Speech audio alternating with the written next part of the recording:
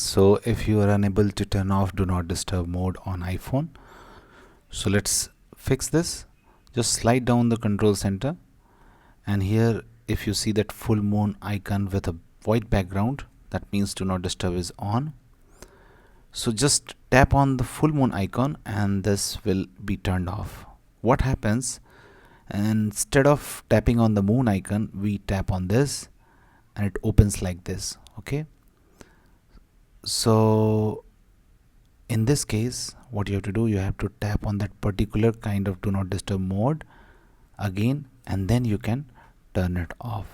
Okay, so what's the mistake we are doing? Instead of tapping on the moon, we tap here and see that we are not able to turn it off. So if you are on this page, then again tap on the do not disturb mode and it will be off, or simply tap on the moon icon, half moon icon. Now if this does not work, then there is one more method. Just go to settings and tap on focus.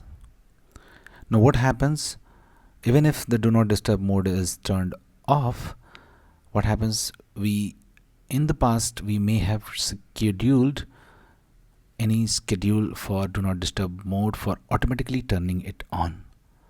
So let's say you go to do not disturb mode, scroll down and you find any schedule like this and which is on. That means this do not disturb mode will automatically turn itself on between these times every day.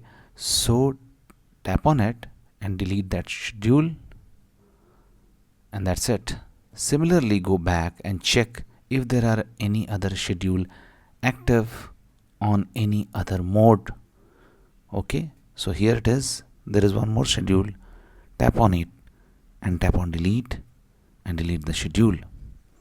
Okay, so in this way you can delete all the schedules which are there, and this means you're disabling the automatic turning on of do not disturb mode in iPhone. So that's it guys, please do like the video to support us, and thanks for watching the Geek Page.